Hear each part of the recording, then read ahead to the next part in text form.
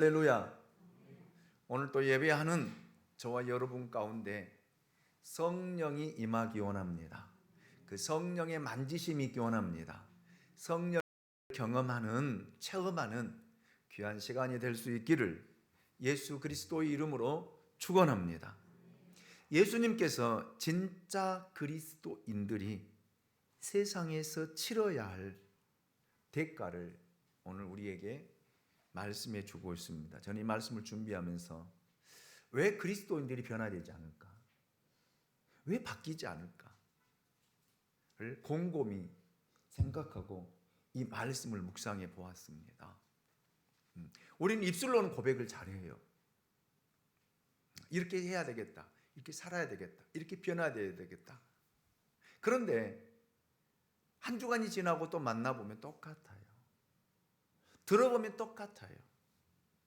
왜 변화되지 않을까? 왜 바뀌지 않을까? 왜 진짜 그리스도인으로 변화되지 않을까? 오늘 말씀을 들어보면 그리스도인들이 치러야 할 대가를 치르지 않기 때문에 그래요. 타협한다라는 말입니다. 협상한다라는 말입니다. 그렇기 때문에 변화되지 않는 거예요. 그래서 우리는 평생 어찌 보면 종교인으로 살아갈 수가 있습니다. 명목상의 그리스도인이라고 하는 이름으로 살아갈 수가 있습니다. 그래서 안 바뀌는 거예요. 그래서 변화되지 않는 거예요. 그래서 새로워지지 않는 거예요. 왜? 우리 안에는 많은 갈등과 많은 고뇌와 많은 내적인 그런 싸움이 일어나지만 결국에는 타협하고 결국에는 포기하고 결국에는 다시 종교인으로 돌아가는 그런 우리 상태, 우리의 모습을 볼 수가 있습니다. 그래서 오늘 본문을 통해서 여러분 진짜 말씀을 통해서 도전받고 여러분 그리스도인이라면 치러야 할 대가를 치르고 아멘. 고뇌와 갈등을 겪으면서도 치러야 돼요. 그래야만이 변화되고 그래야만이 바뀌고 그래야만이 하나님 은혜를 경험하고 그래야만이 하나님의 놀라운 축복을 받을 수 있다라는 말이에요. 우리는 축복받기는 원하잖아요. 축복이라면 늘 아멘 하잖아요. 그런데 왜 교회 다니면서 왜 헌신한다면서 왜 기도 생활한다면서 나타나지 않을까? 오늘 예수님이 말씀하고 있는 그리스도인이 치러야 할 대가를 치르지 못하고 있기 때문에 그렇다라는 그런 사실입니다. 자, 오늘 예수님께서는 평화를 얻기 위해 투쟁을 해야 된다라고 말씀을 하고 있습니다. 예수님이 주신 평화 말입니다. 그리스도 안에서 누리는 평화 말입니다. 이 평화를 얻기 위해서는 싸워야 된다라는 거예요. 자, 오늘 본문 34절 말씀을 보겠습니다. 같이 읽습니다. 시작. 내가 세상에 화평을 주러 온 줄로 생각하지 말라. 화평이 아니요 검을 주러 왔노라. 아멘. 아멘. 이 말씀은 사람들에게 혼란과 충격을 주는 그런 말씀이에요. 왜냐하면 여러분 예수님이야말로 이 땅에 평화를 주기 위해 오신 메시아가 아닙니까? 그래서 누가복음 2장 14절을 보면 예수님이 태어날 쯤에 천사가 나타나 이런 메시지를 선포합니다. 지극히 높은 곳에서는 하나님께 영광이요 땅에서는 하나님이 기뻐하시는 사람들 중에 평화로다. 아멘입니까? 구약에서는 평화의 왕으로 오신 메시아에 대해 이렇게 예언을 하고 있습니다. 이사야 9장 6절 말씀입니다. 이는 한 아기가 우리에게 낳고 한 아들을 우리에게 주신 바 되었는데 그의 어깨는 정사를 메었고 그의 이름은 기묘자라 모사라 전능하신 하나님이라 영존하시는 아버지라 평강의 왕이라 할 것임이라. 예수님은 평화의 왕으로 오셨거든요. 평강의 왕으로 이 땅에 오셨거든요.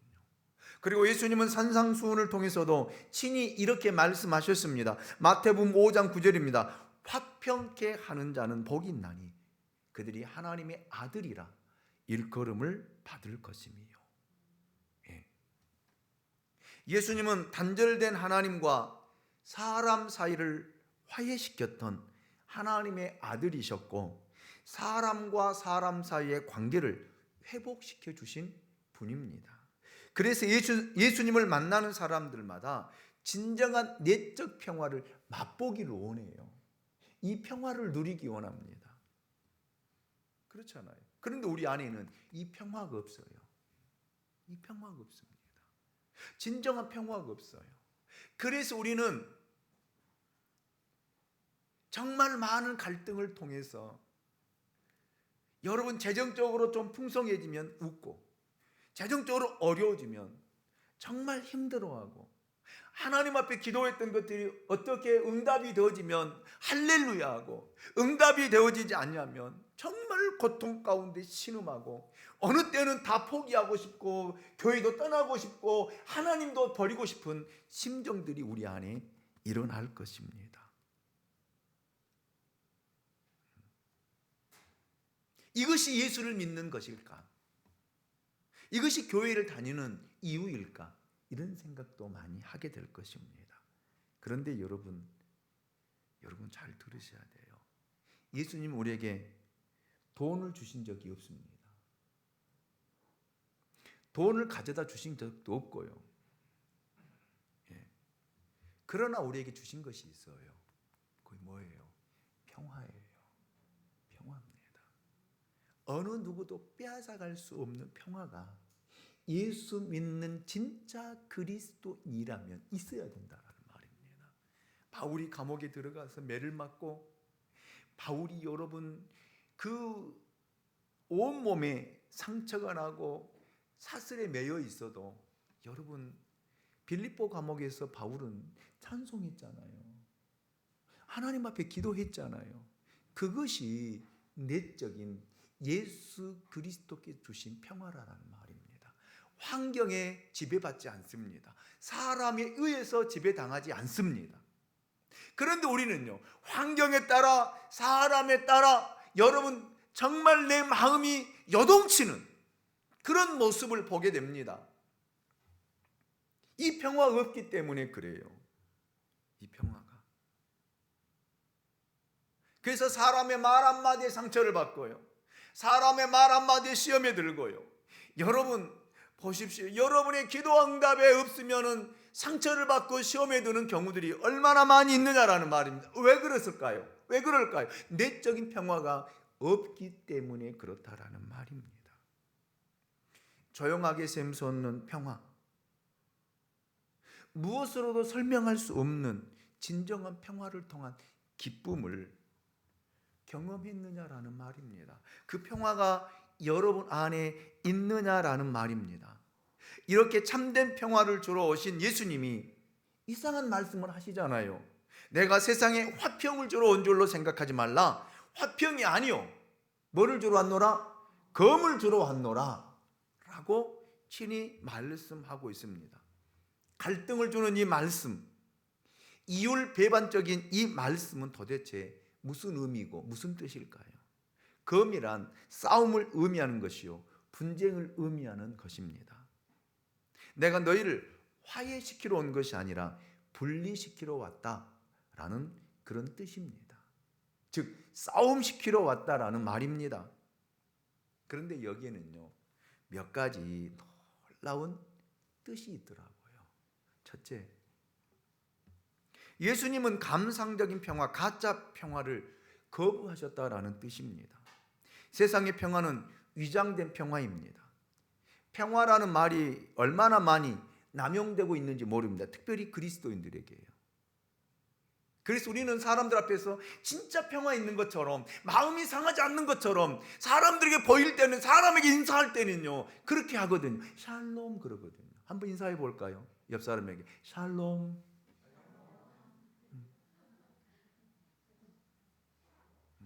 그런데 내 안에는요, 말로 할 수 없는 갈등과 고뇌와 고민과 아픔과 상처들, 힘든 일들이 내 마음을 지배하고 있기 때문에 사람에게 보일 때는요, 샬롬, 사랑합니다, 축복합니다, 그리고 마음속에는요 없어요. 얼마나 그리스도인들이 이 평화를 남용하고 있는지, 더군다나 교회 안에 있어요.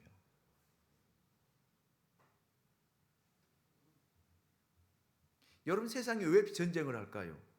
말은 그렇게 하잖아요. 평화를 위해서.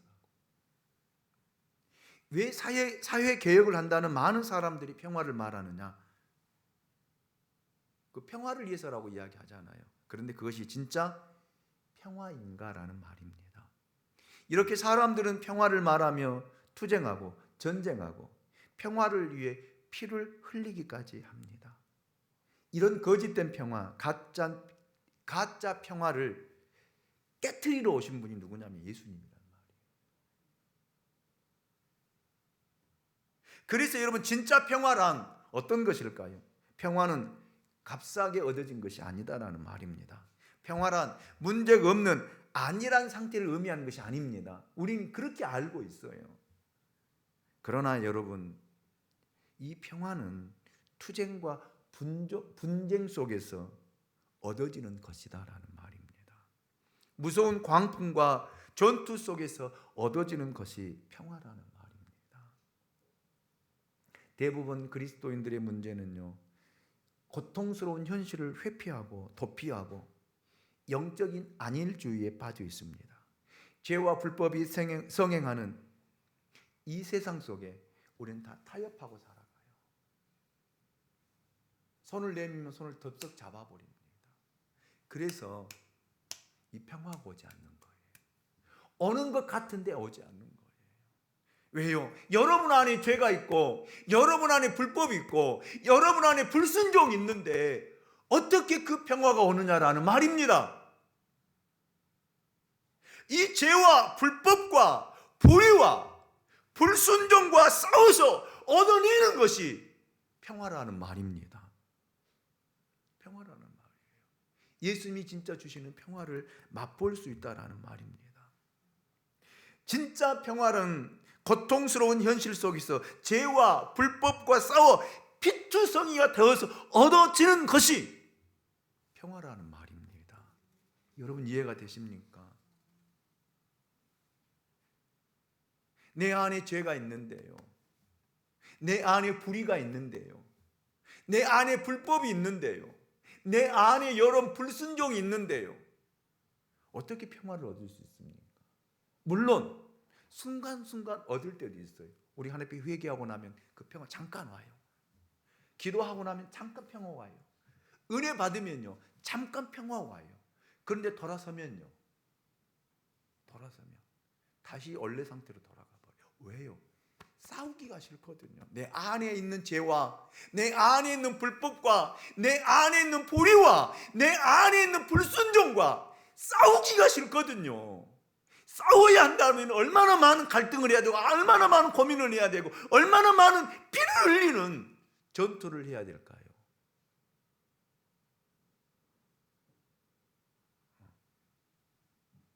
그래서 우리는 포기합니다. 그래서 순간순간 조금씩 맛보는 주님이 주신 평화를 맛보지만 평화 속에 살아가지를 못한다. 그래서 우리는 거짓 평화 속에 여러분 내 자신을 맡기고 그 평화가 내 안에 있는 것처럼 살아간다라는 이걸 깨트려 왔다라는 말이에요. 이걸 깨러 왔다는 말입니다. 아멘입니까? 이 검을 주러 왔다는 말이 그 의미예요. 둘째로 진짜 평화란 사탄의 세력과 싸워서 얻어지는 것입니다. 여러분 평화가 아니라 검이라는 말씀은 거짓 평화는 깨트려야 한다는 뜻이고 깨트리기 위해서는 여러 가지 갈등과 투쟁을 겪어야 한다라는 뜻입니다. 그래서 여러분 믿음에는 타협이 있을 수 없습니다. 그래서 믿음에는 두 가지 모습이 드러나게 되어 있지요.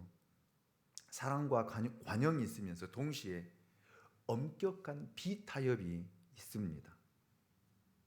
믿음을 깊이 살펴보면 어떤 때는 무한한 관용이 있는 것 같지만 어떤 때는요 굉장히 율법주의자 같이 느껴지기도 합니다. 왜냐하면 이 두 가지 속성이 다 믿음 안에 있기 때문이에요. 그래서 여러분 예수님이 가는 곳마다 어둠이 물러갔습니다. 예수님이 가는 곳곳마다 불법이 물러갔습니다. 예수님이 가시는 곳곳마다 사단의 세력이 쫓겨나갔다는 말입니다. 이것이 그리스도인의 능력이라는 말이에요. 여러분들이 성령의 충만함을 통해서 이 능력을 받아야만이 사단의 세력과 싸워서 이겨내는 거예요. 아멘입니까? 그럴 때 여러분의 가정 가운데 평화가 오는 거예요. 여러분 삶에 평화가 오는 거예요. 여러분 안에 진정한 평화가 온다라는 말입니다. 이 평화는 누구도 빼앗아갈 수가 없는 거예요. 아멘입니까? 누가복음 12장 51절 말씀을 여러분 같이 한번 읽어보도록 하겠습니다. 같이 읽습니다. 시작. 내가 세상에 화평을 주려고 온 줄로 아느냐? 내가 너희에게 이르노니 아니라 도리어 분쟁하게 하려 함이로다. 아멘. 아멘. 보세요. 우리 안에 분쟁이 얼마나 많이 일어납니까? 사도 바울이 그랬죠. 내 마음에는 두 마음이 싸운다고 했잖아요. 육신의 소욕과 성령의 소욕이 여러분 피를 흘리면서 전투하고 싸우는 거예요. 싸우는 거예요.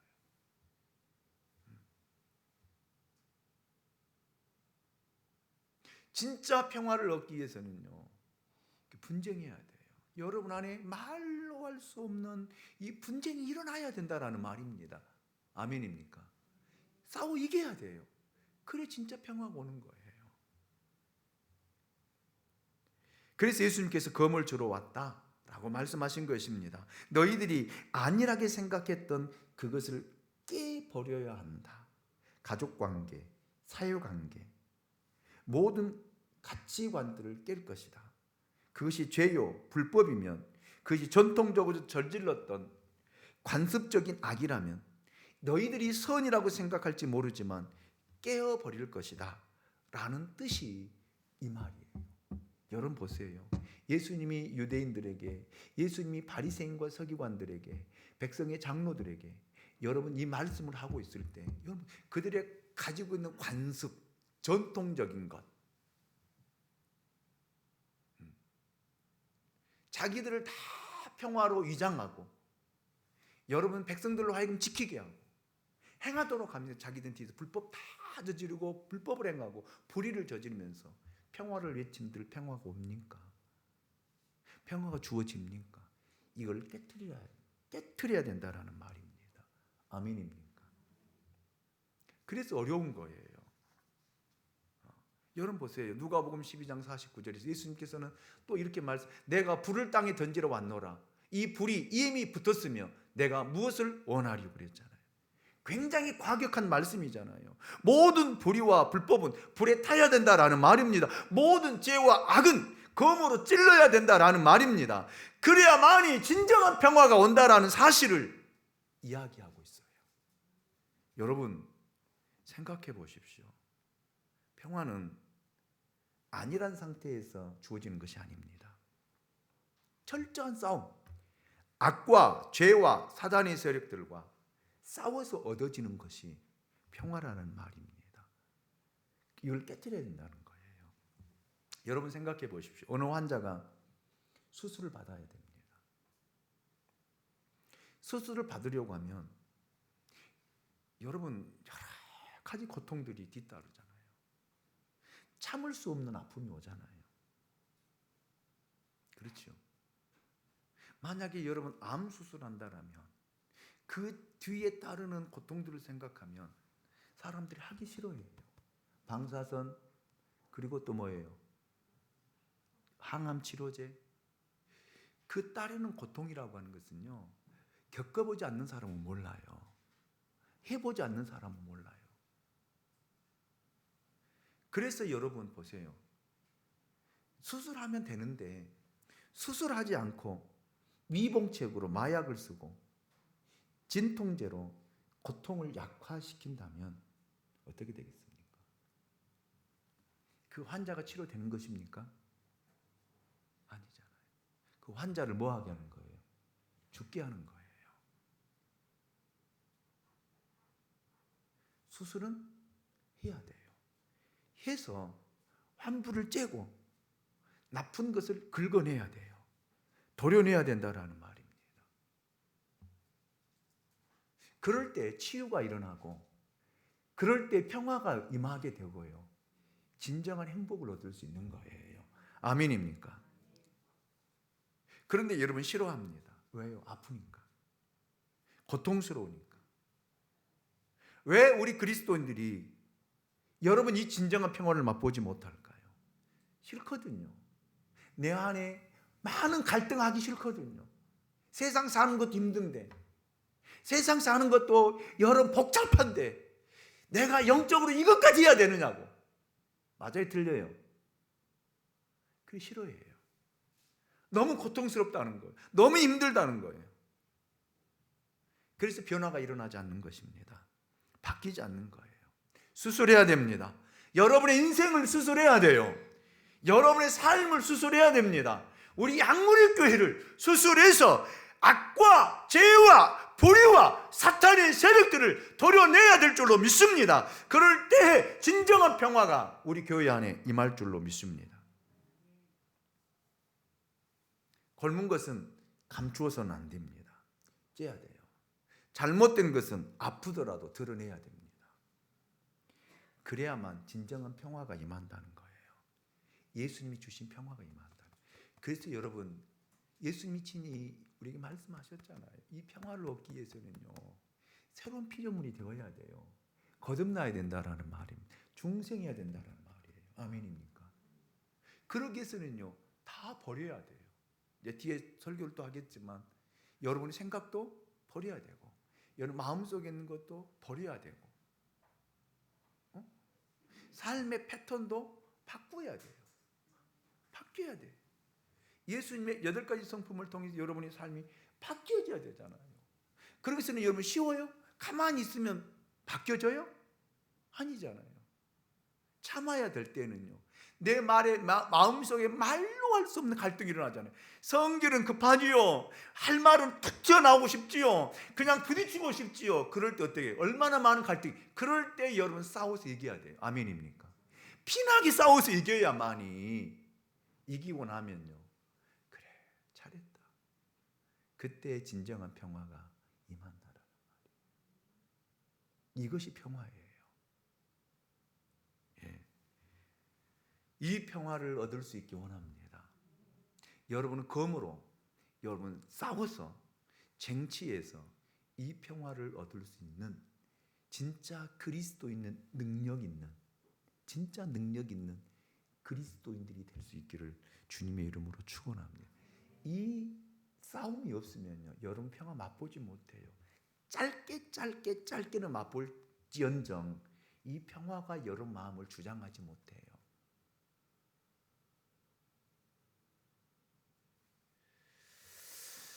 예수님이 주신 평화가 오늘 양무리교회 위에, 여러분 위에, 여러분 가정 위에 임하시기를 주님의 이름으로 축원합니다. 자, 볼까요? 이거는 개인의 평화지요. 이제 가정의 평화를 얻기 위해서는 어떻게 해야 되는가 볼까요? 자, 여러분 보세요. 마태복음 10장 35절 36절 말씀 같이 읽어봅니다. 같이 읽습니다. 시작. 내가 온 것은 사람이 그 아버지와 딸이 어머니와 며느리가 시어머니와 불화하게 하려 함이니 사람의 원수가 자기 집안 식구리라. 아멘. 정말 이해하기 어려운 말씀이잖아요. 충격을 주는 말씀이잖아요. 평화가 아니라 싸움을 시키러 온 것 같아요. 집안 식구가 원수라니요. 이 말씀을 들을 때 여러분 얼마나 충격을 받았고 놀랍겠습니까? 우리의 갈등의 대상이 이념이나 철학, 이데올로기라고 한다면 쉽게 이해하고 쉽게 우리는 바꾸어 갈 수 있어요. 우리의 갈등의 대상이 어떤 사회나 적대 국가나 어떤 민족이라는 개념이라고 말할 때는 그럴 수 있다라고 생각할 수 있습니다. 그런데 내가 가장 사랑하고 아끼는 가족이, 내 형제가, 내 부모가, 내 자식이 원수라니 충격을 받지 않을 수가 없잖아요. 그렇죠. 이 말은 세상의 어떤 제도나 방법, 철학보다도 이런 가족관계, 피해 관계가 더 본질적이라는. 그래서 여러분 그리스도인이 가장 바꾸기 어려운 거는 가족이에요. 가정 안에서만 바뀌면 다 바뀌어요.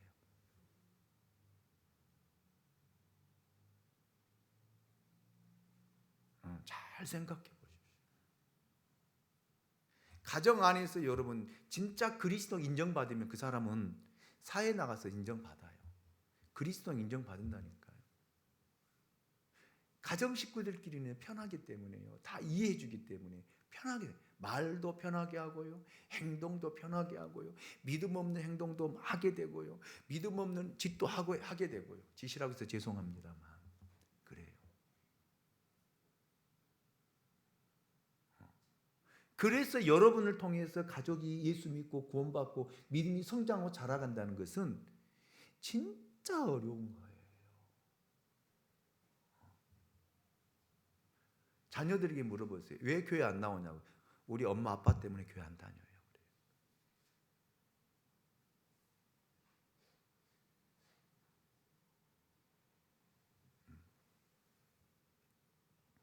그래서 어려운 거예요.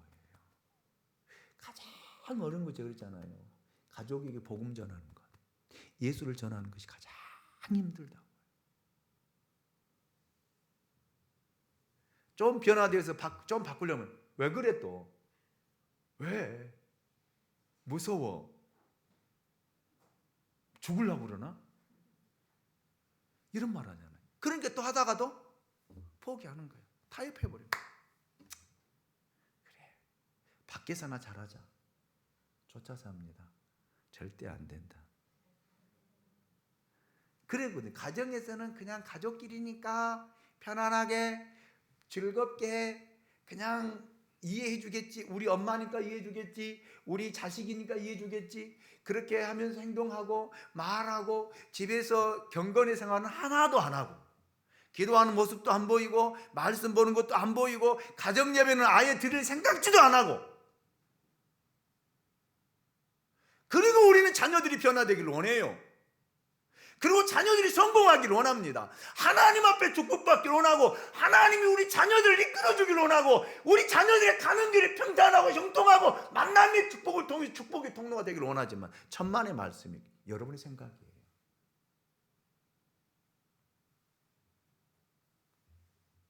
여러분의 생각이라니까요. 하나님의 뜻이 아니고 하나님의 생각이 아니고 하나님이 기대하는 것이 아니다라는 말입니다.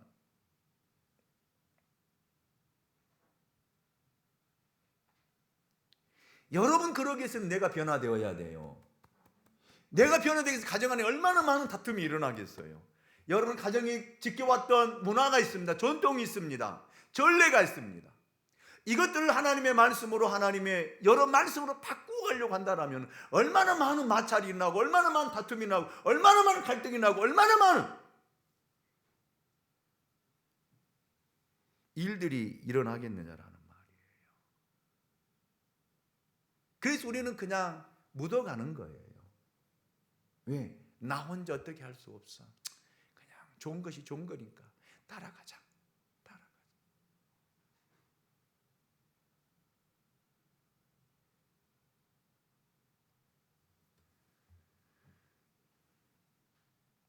그런데 여러분, 이런 다툼이, 이런 갈등이, 이런 고뇌가 없이는 여러분 가정 안에 여러분 진정한 복음이 들어갈 수가 없다라는 거예요.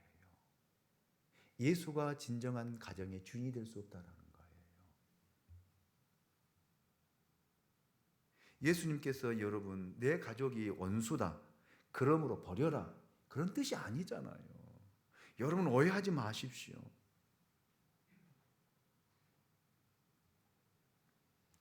아끼고 사랑하는 자식을 포기하라 라는 말도 아니에요. 사랑하지 말라라는 말도 아닙니다. 그런 다툼을 통해서 진짜 믿음으로 거듭나고 믿음의 가정으로 세워서 하나님의 다스리고 통치하는 그런 믿음의 가정을 이루고 복의 통로가 되어지고 축복의 여러분 가정으로 세워가라는 그런 의미예요. 아멘입니까?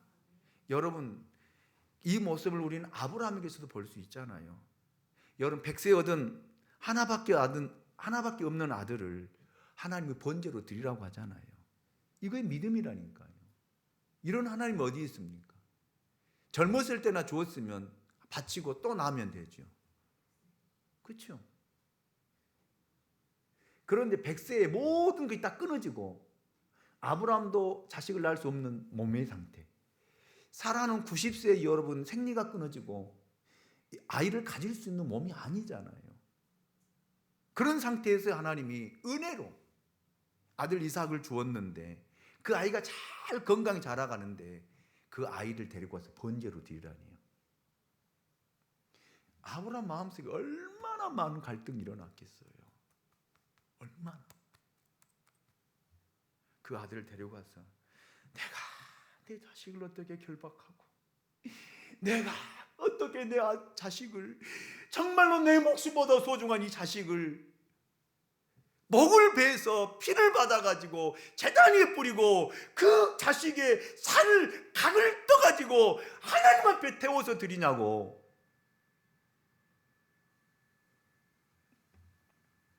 얼마나 많은 갈등과 얼마나 많은 고민과 얼마나 많은 번뇌가 일어났겠습니까? 그런데요, 아브라함은요 하나님을 믿었어요. 내가 내 아들을 죽인다 할지라도 하나님이 살려낼 것이다. 아멘. 이 믿음이 있었기 때문에 여러분 아들을 번제로 드릴 수 있었던 거예요. 하나님이 진짜 아들 이삭을 죽였어요? 아니잖아요. 뭘 본 거예요? 그 믿음을 본 거예요. 그 마음을 본 거예요. 그리고 하나님이 예비해 놓은 것이 있었잖아요. 어린 순양을 준비해 놓으셨잖아요. 할렐루야. 여러분들이 여러분 가정 안에 진짜 하나님의 은혜 안에 축복의 통로가 되기 위해서는 이런 고민과 갈등을 겪어야 되고요. 그리고 여러분 악한 것들, 나쁜 제도, 나쁜 습관, 나쁜 전통 전례를 드러내고 그럴 때 다툼이 일어나고 싸움이 일어나더라도 드러낼 때에 그 가족이 예수를 믿게 되고 그 가족이 하나님 앞에 축복을 받게 되고 그 자녀들이 하나님의 축복의 통로가 되어지고 하나님의 영광을 드러내는 그런 가정으로 세워진다는 거예요. 아멘입니까? 그걸 말씀하시는 거예요. 우선순위를 주님이 말씀하신 거거든요. 하나님을 사랑하는 사람은 자녀를 사랑할 수밖에 없어요. 왜요? 내 것이 아니라 누구의 것이니까. 하나님의 것이니까. 하나님이 주신 선물이니까. 아멘. 하나님이 귀하게 주신 선물이니까 귀하고 고귀하고 존귀하게 키워가야 되잖아요. 아멘이죠. 이제 마지막으로 예수님을 따르는 그리스도인이 치러야 할 대가가 한 가지 더 있습니다. 38절 말씀이죠. 우리 같이 한번 읽어봅니다. 같이 읽습니다. 시작. 또 자기 십자가를 지고 나를 따르지 않는 자도 내게 합당하지 아니하니라. 아멘. 그리스도인이 치러야 할 또 하나의 대가는요, 십자가입니다. 예수님을 따르기 위해서는 자기 가족을 포기할 뿐만 아니라 주어진 십자가를 피하지 말고 기쁘게 감당해야 한다라는 말씀입니다. 십자가를 진다는 것은 그 당시 사람들에게 어떤 의미인 줄 아십니까? 그 당시 로마 장군 와루스라고 하는 사람이 있었는데 갈릴리 유대에 반란이 일어나자 반란군을 격퇴하고 유대인 포로 2,000명을 처형할 때 십자가 처형을 했습니다. 이 포로들이 자기 십자가를 메고 처형장까지 비틀거리며 가는 모습은 그 당시에 살았던 유대인들은 누구나 잘 알고 있는 이야기예요. 그래서 예수님이 십자가를 지라고 하셨을 때 반란군이 십자가를 지고 자기가 죽어야 할 처형장까지 가는 모습, 그리고 십자가에서 오열하며 처절하게 죽어가는 그 모습을 우리가 그려볼 수 있다라는 말입니다. 십자가를 진다는 것은 십자가에서 뭐 하기 위해서요? 처형당하기 위하여. 바로 그 십자가를 자기 자신이 처형장까지 메고 가는 그 모습을 이야기해요. 여러분 생각해 보세요. 내가 죽기 위해서 내게 주어진 십자가 짊어지고 가요? 그래서 안 지는 거예요. 예수님이 이렇게 말씀했으면 다 짊어지고, 그래 십자가를 짊어지고 가라. 그러면 살 것이다. 살아날 것이다. 그랬으면 여러분 죽더라도 그 십자가 짊어지고 가겠지요. 왜? 끝은 사는 것이니까. 그런데 보세요. 십자가 짊어지고 가면 뭐 하러 가는 거예요? 죽으러 가는 거예요. 죽으러 가는 거예요. 여러분, 죽으러 가는 자기 십자가를 짊어지고 가는 그 사람에게 무슨 기쁨이 있겠습니까? 그러나 예수를 잘 믿는다는 것, 이 세상에서 그리스도를 따른다는 것은 바로 자기가 처형 당해야 하는 무거운 십자가를 지고 가는 것이다 라고 예수님이 그 의미로 오늘 본문에서 이렇게 말씀하신 거예요. 이것이 제자의 길이요, 이것이 진짜 그리스도인의 길이요, 이것이 진짜 그리스도인 치러야 할 대가다라는 말입니다. 각 사람에게는 다 십자가가 있습니다. 그렇죠. 보기 싫은 사람 항상 보고 살아야 되잖아요. 고통스러운 거예요. 힘든 거예요. 주님, 내가 왜 이 사람을 보고 살아야 합니까? 피할 길은 없습니까? 항상 얼굴을 맞대고 살아야 되는데 주님 좀 피하게 해주십시오. 근데 뭐라 그래 주님이? 안 된다. 안 된다. 그래서 힘든 거예요. 뭐라 그래요? 지고 가라는 거예요. 보라는 거예요. 보라는 거. 신경질이 나도, 짜증이 나도, 화가 나도 보고 살라는 거예요.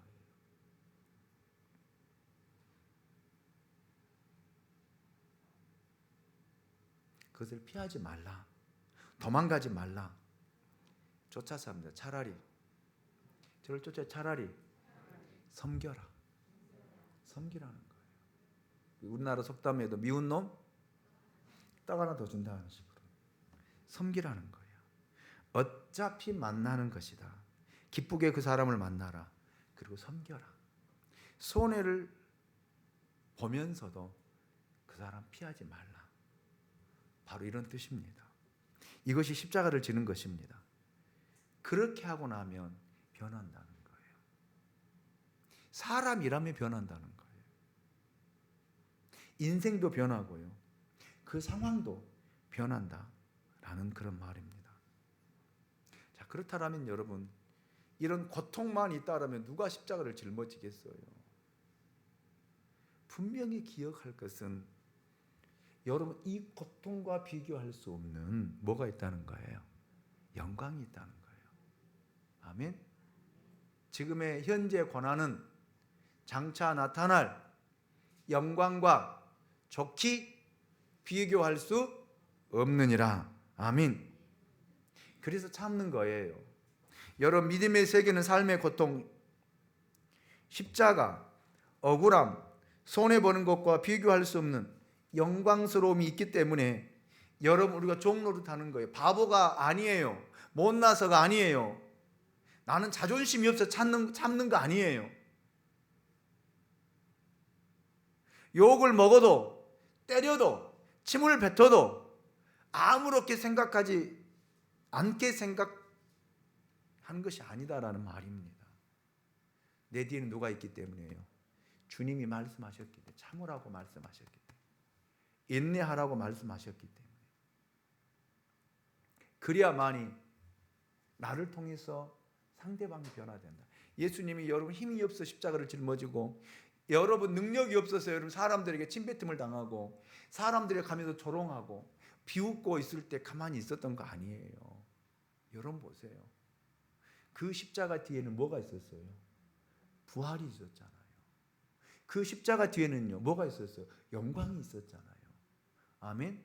수많은 사람들이 그 예수의 이름 앞에 무릎을 꿇고 그 예수 이름을 높이고 찬양하잖아요. 그 영광이에요. 아멘입니까? 그래서 여러분, 십자가가 없다라면 여러분 진정한 평화는 없고요, 십자가가 없다라면 영광도 없고요, 십자가가 없다라면요 진정한 변화는 일어나지 않습니다. 십자가 후에 나타나는 것이 영광이자 여러분 평화입니다. 그래서 예수님은 마지막으로 39절에서 우리에게 굉장히 중요한 도전적인 말씀을 주고 있어요. 같이 읽습니다. 같이 읽어요. 시작. 자기 목숨을 얻는 자는 잃을 것이요 나를 위하여 자기 목숨을 잃는 자는 얻으리라. 아멘.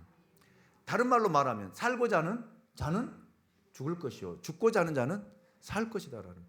여러분 그렇잖아요. 여러분 내가 평화를 위해서 나와 피 터지게 싸우는 것, 내 안에 있어는 싸우는 것. 그리고 여러분 내 가정 안에 여러분 복음이 들어가고 예수 그리스도를 통해서 구원받기 위해서는 여러분 가정의 모든 제도나 모든 전통이나 모든 전례나 모든 문화나 이걸 바꾸기 위해서 일어나는 그 갈등, 자기가 죽어야 되잖아요. 십자가를 짊어지는 거 죽는 것이라고 했잖아요. 이렇게 자기 목숨을 잃는 자는 뭐 한다고요? 살 것이요. 그래서 살고자 그만하자, 그냥 그만하자, 포기하자, 이런 사람은 어떻게 한다고요? 죽을 것이다라는 말이에요. 여러분 어떻게 하시렵니까? 어떻게 하시렵니까? 여러분 자신을 위해서 여러분을 포기하겠습니까? 여러분 가정을 위해서 여러분 자신을 죽이겠습니까? 여러분 하나님의 뜻을 이루기 위해서 여러분 주어진 십자가 짊어지고 죽으러 가겠습니까? 이런 사람은 생명을 얻을 것이에요. 이런 사람을 통해서 가정이 영원한 생명을 얻고, 아멘, 아멘, 여러분 자녀들이 영원한 생명을 얻을 것이고 축복의 통로가 될 것이고 하늘의 별과 같이 빛나는 삶을 살게 될 것입니다. 그렇다면 여러분 십자가를 지라는 거예요. 원망하지 말고 지라는 거예요. 그냥 가라는 것입니다. 끝까지 가라는 거예요. 이 그리스도인의 대가를 치러야만이, 이 그리스도인의 대가를 치러야만이 영광이 있다는 것입니다. 변화가 일어난다는 것입니다. 진짜 그리스도인이 될 수 있다는 것입니다. 아멘입니까? 다시 한번 묻습니다. 진짜 그리스도인으로 능력 있는 삶을 사시렵니까? 적당하게 종교인으로 사시렵니까? 선택은 여러분이